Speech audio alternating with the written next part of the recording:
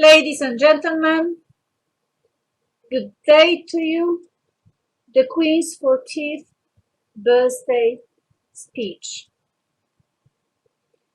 We are happy to announce that on September the 27th, 2014, Agnieszka Justitia I, Queen of Agnipolitania, turned 40.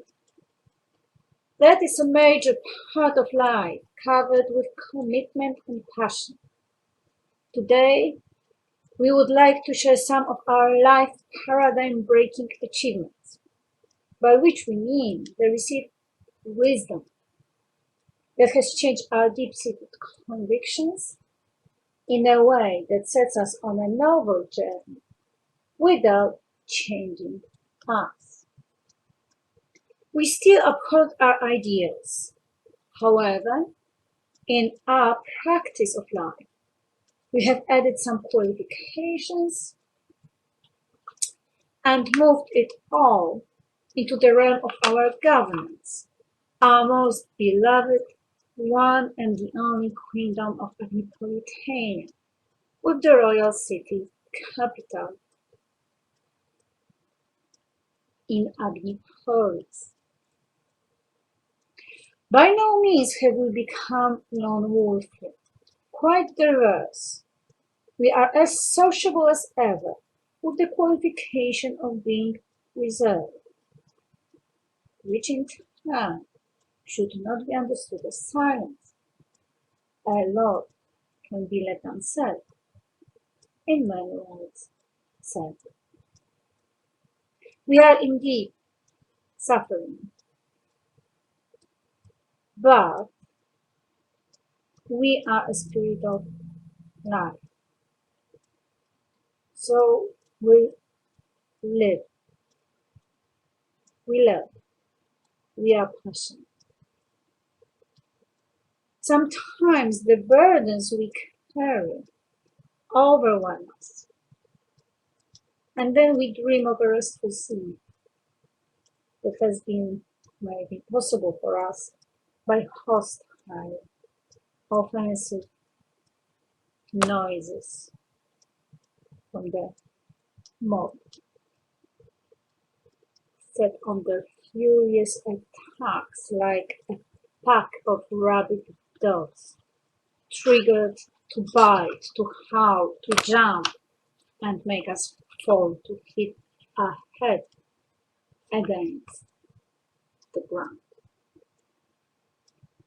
The new life is by no means anything near what we dreamed in our nightmare dreams our life could ever become before the 2009.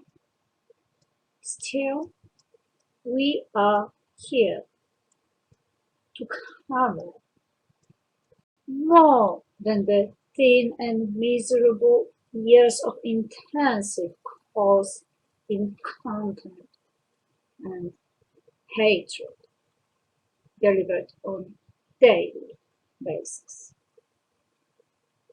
We are here to share with you some of the greatest achievements of life. The texture of Agnipolitania, the queendom already there, newly born, with its unique life ahead. Not surprisingly, we have resolved the question of education, to which we had devoted most of our life before our royal castle's scary strawman broke the helpful camel's back and made us leave the profession in faith of having come to the end of the road, in faith of it being the only moral choice, in faith of the deeper understanding of the law that says you do not reward what calls for punishment. We believe our input in education is a war.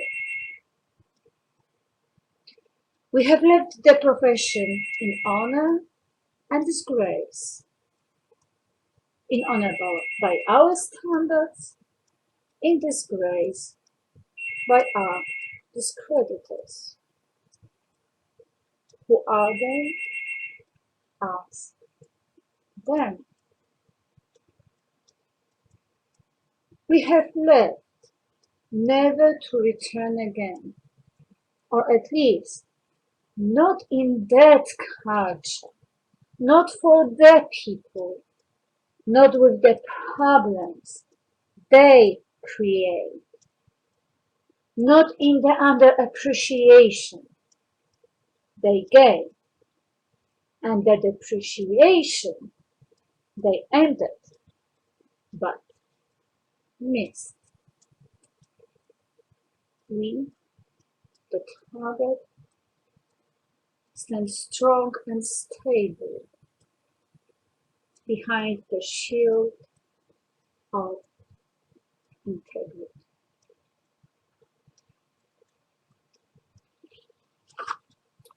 We shall create a school for Agnipolitania. We do not have any people here, so most probably we shall create some materials for our fans or do a theater out of it. This is not our priority.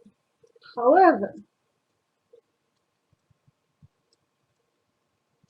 to remain faithful to the rules of order in our speech, we should perhaps deal with the basic education first and move to the Academy of Agnipolitania then. And so we do, sharing our new beliefs with you as a definite passage from our non-Agnipolitanian commitments to the Agnipolitanian ones.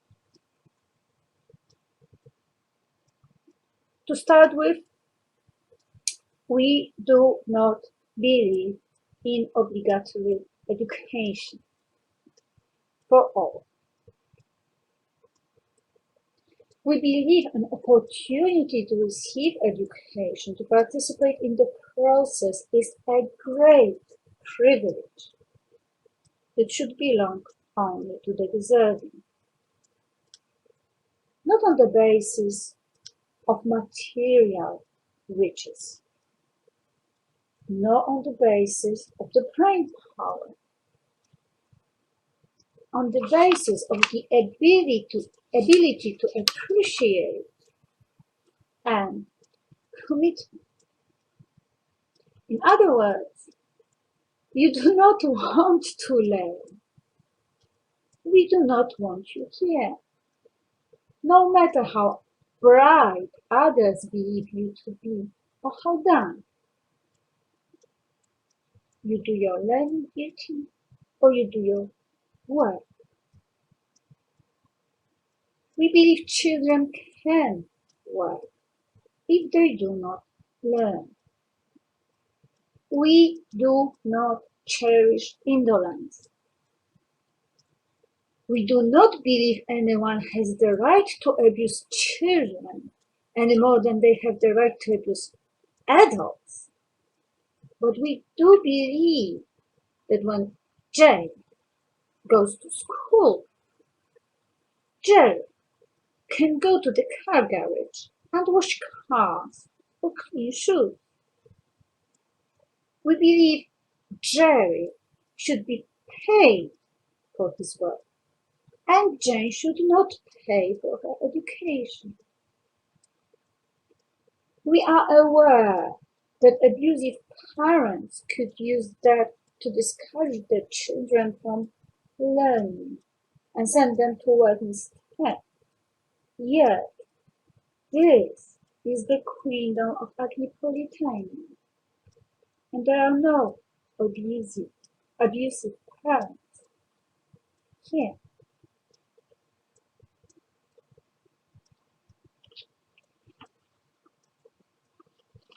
We do not want Jerry here because we do not want to waste our and other children's precious time, nor let a disruptive and bold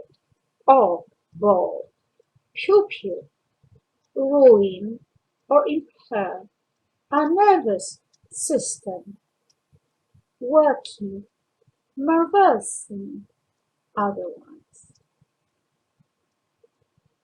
Jerry's problem is not our problem.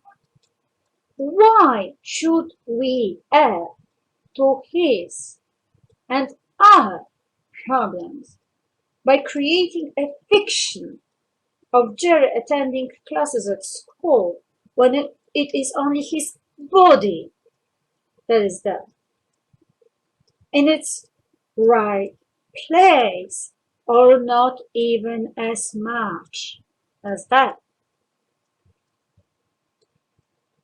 He might be abusing his classmates instead of doing his duty. Jerry has not deserved the company of the civilized minds if he cannot appreciate them. He can be happy in the meadows. We will be happy in the meadows without Jerry being part of our learning circle. Of course, the existence of Jerry in Agripolitania is hardly probable. However, hypothetically speaking,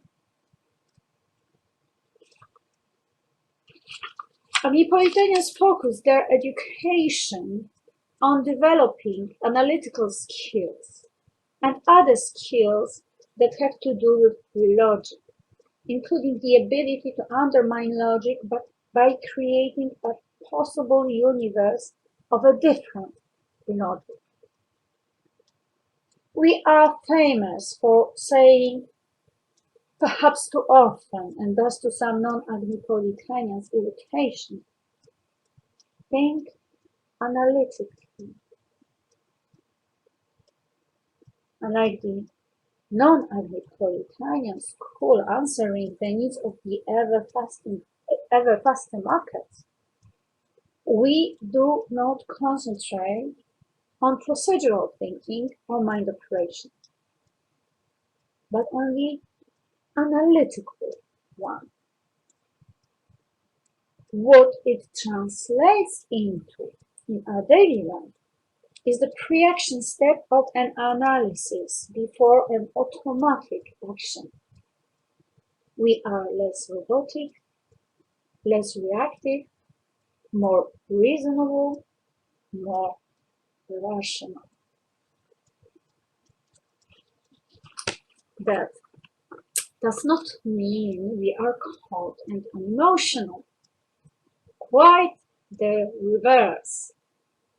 Emotions are very important in our communities, and unlike some non-Agripolitanian communities, we consider sanity to be the function of experiencing an emotion adequate to the situation. Unless there is an emergency, when we switch into the analytical thinking mode to solve problems and let our emotions flow afterwards. Our people know they can feel what they feel and still be considered perfectly sane. Unless they are insane, of course. For instance, we see no reason why an Agripolitanian should not hate a particular non-Agripolitanian if they are particularly nasty to them.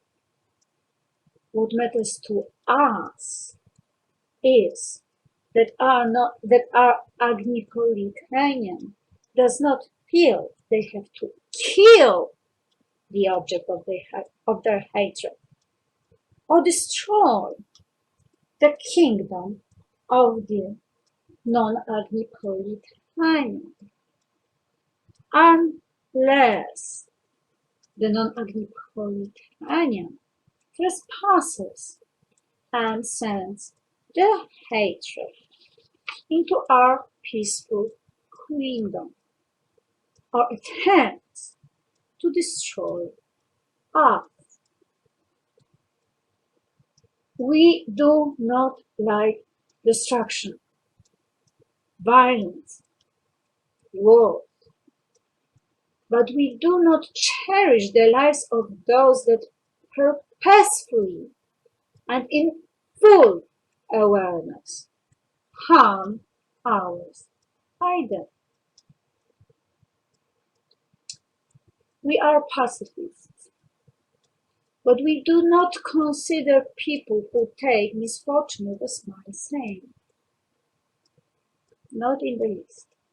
Quite the opposite. We slant towards considering them rather insane. When one's life is falling into pieces, it is not fine. It is devastating. We believe in the clarity of emotional states as a prerequisite to prevention of an advance of split personality. However, we do learn the spiritual stamina that takes us from despair into a relative calm, thanks to aesthetic, as doing our grammar and math exercises. The application of our analytical ability saves us from the danger of drawing in the tsunamis of all-enhancing emotion that could flood us otherwise. Not that we are perfect all the time, only most of the time. We are quite traditional in the fundamentals of how to acquire knowledge, rooted in the structured rather than the digital area, which helps us stay within the range of our anchors rather than go with the flow into the uncertain of the unknown. Not that we abstain from adventure. We simply differentiate between our times, the time for our study adventure and our adventure time. We are aware of the great project we have launched upon, though not fully aware of the dangers ahead. We shall be creating our queendom on the stable ground. Our school delivers basics not in the modern fashion integrated way, where you deal with history while learning to do your cards, but in the way that addresses specific skills or areas of knowledge from different fields and levels once the basics have formed into the stable ground. Consistently, we teach dramas, not let our pupils deduce them, though we might use the technique as an analytical exercise too. We provide definitions or pictures or pieces of reality that capture the meaning of the unknown words. Precisely. Not let than get. Though we might have a guessing game as an exercise now and again as well. We love books and similar teaching aids because they stabilize our brains. However, we do not discard our education discoveries in the digital world or via digital aids. Our curriculum is not quite typical, although it does provide for education in the Renaissance fashion, by which we mean the marriage between the humanities and the exact or natural sciences. We learn theory and observe and study theory, always bearing in mind that this is the state, yeah, of the field knowledge, and that there is a variety of schools of thought, just as there are many countries. The Queendom of Honestia being by no means the only one. There are different universes and the whole world of the unknown, where water to them might be very far from what water is to us. We learn it from the very start. We learn about categories being an order superimposed by a careful observer indeed, but also learn that to have them established as facts, the observer must have been an influential one. Agnipolitanians practice categorizing things in the world they know by their own defining sets, which takes us into a completely new realms of cognitive achievement ahead. Agnipolitanians have their hobby horses, which is reflected in our school curriculum. Currently, there are chess, fashion and style design, modeling, photography, Eastern martial arts, law, environment protection, Tibet, religions, nature, drawing, and crafts. As a team game, we play volleyball. We learn Polish, English, German, Russian, French, and Spanish.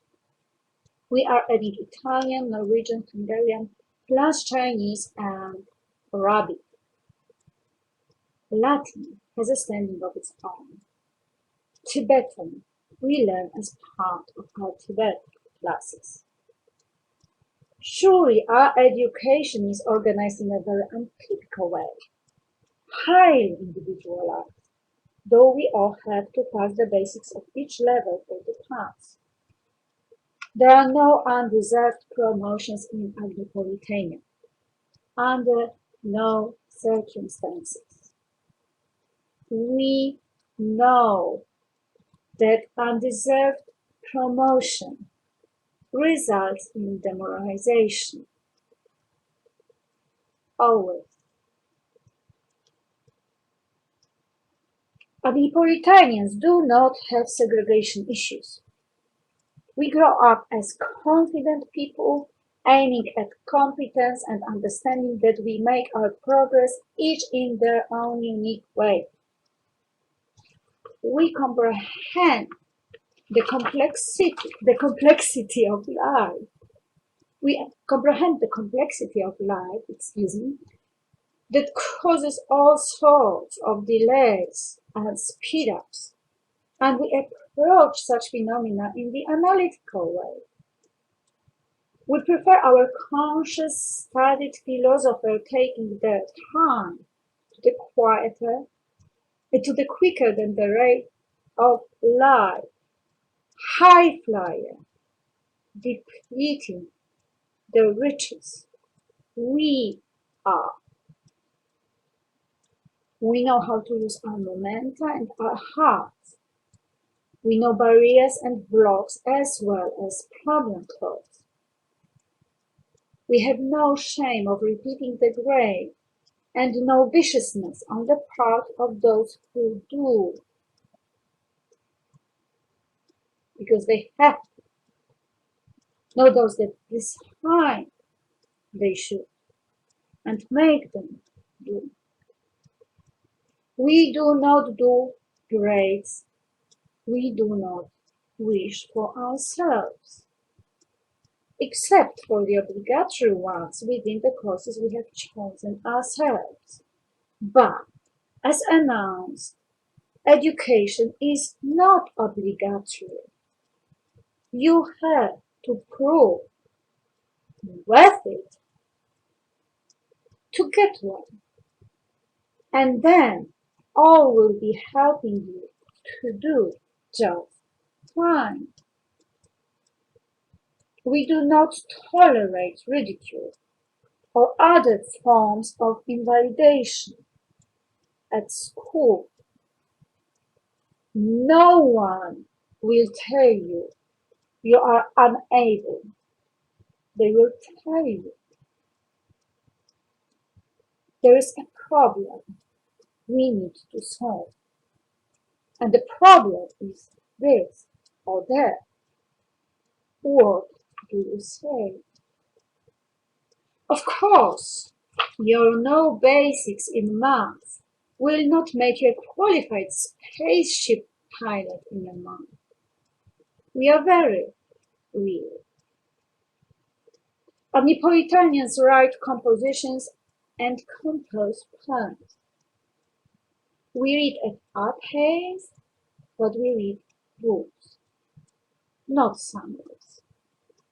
We use our dictionaries to do some focused reading. However, we read a novel as a novel. Without checking every word we do not recognize it as part of our full competence lexicon yet. Omnipolitanians cherish the pleasure of reading novels and do not confuse it with the pleasure of studying a literary text or extracts from it. When we do check every single word and connotations as well, to the best of our resources and the ability we possess. It goes without saying that for such adventures in the world of literature, high competence in grammar is indispensable, which is but one of the reasons why a lot of time and attention is devoted to studying grammar from the earliest learning experience stages. No matter what all the psychologists and linguists from the non-Agnipolitanian world might claim, proper study of grammar in the first language and the following ones is responsible for order in the learning mind, which translates into order of further activity mind. So do writing compositions and composing poems. A lot more could be said on the Agnipolitanian school, but perhaps that would do at this stage. Let me emphasize the defining feature of the Agnipolitanian pupils. It is not their impressive competence. The aim of primary education in the Queendom of Agnipolitania is not to meet the market needs, but to develop the least manipulable graduate.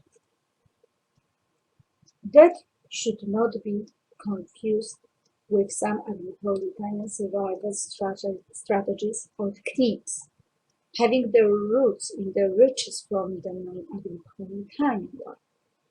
For instance, the borrowing and modifying of the Pascalian relief of brass, bending as the furious gusts of winds come but never breaking under the pressure.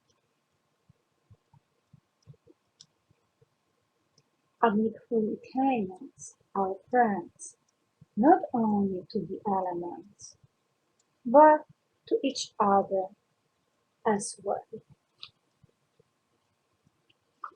The typical relationship between the pupil and the teacher consistently is friendship and the adventure of common enterprise, where we start on a journey, our pursuit of our holy ground in the noble application of our best towards the high purpose of becoming the elite of our land, with all responsibility, with all the responsibility that privilege takes.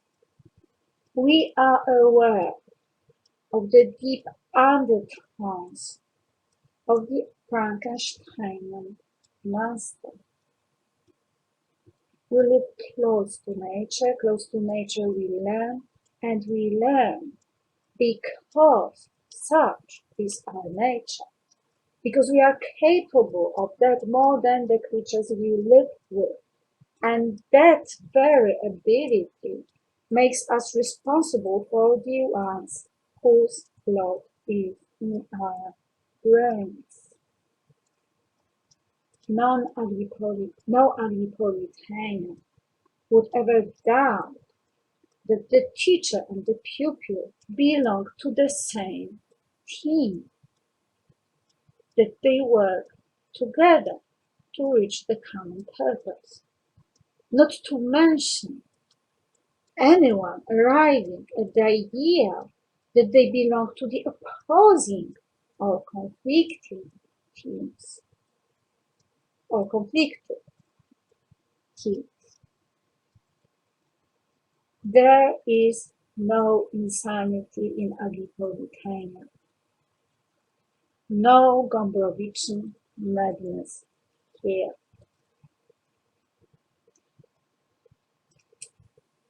Being an Agripolitanian is already an honor. Graduating from the Agripolitanian school, more so. But becoming a member of the Academy of Agripolitania, which is a lifetime membership, should one choose so, or a temporary one should one want to leave, ranks among the highest honors in the queendom of our dreams. The primary paradigm organizing principle of the Academy is the metaphor of glasses. If you choose to study cognitivism, you put on the glasses through which you will be watching the world ever since, once your agreements are in here. What we have achieved in Agripolitania is the awareness of the glasses at work, and that concerns every field study, every philosophy engaged. It means we can put on different glasses depending on our will. Now, how far from the glasses altogether, from whatever glasses, can one be? We do not know.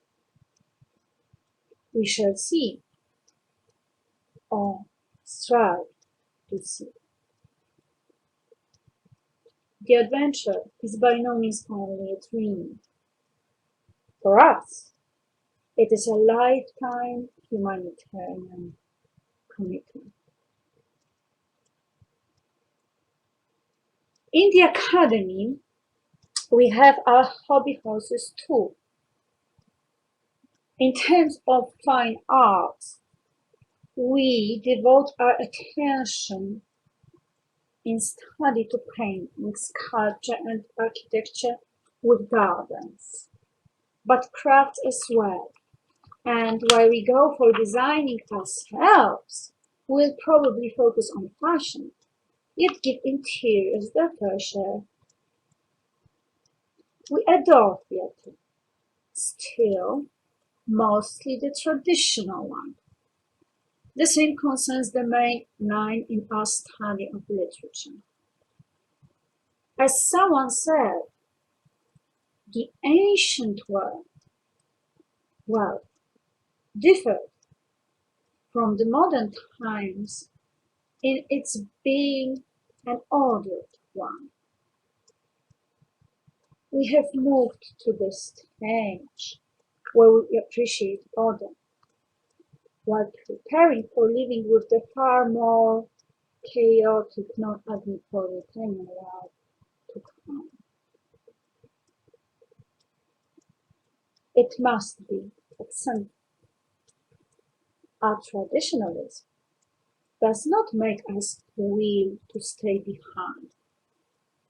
Indeed, we have decided to upgrade our confidence in the modernities so that we would be able to participate in the cognitive era of intelligence that has been announced by the IBM leader and feels quite certain to be there, hanging in the air, the era where computers learn with all that it implies.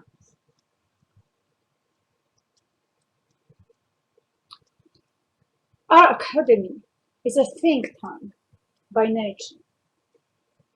In terms of philosophy, law, politics, diplomacy, science, economy, and many other fields. Again, in the way of illuminating examples for our study of economy at the elementary level, we have selected a guiding handbook of global political economy by John Ravenhill et al., which has appealed to us through the richness of the cognitive framework lanes open. We read that the study field originated as a response to the processes taking place in the world economy, international security area, and international relations in the 20th century, the 70s. Within the global political economy, traditionally, one categorizes approaches to research as liberalism, nationalism, and Marxism. However, there is a substantial variety of viewpoints within each of the categories, different theories, different methods. Most of the works focus on the positive theory, that is, they try to explain why things happen, rather than advise a particular political cause, which would be policy descriptions. In short, should our inexperienced minds be exposed to the possible indoctrination while studying due to our inadequate expertise to judge the facts presented and the interpretations provided, we will know we are learning from the source that has chosen to include the readings as Hobbes,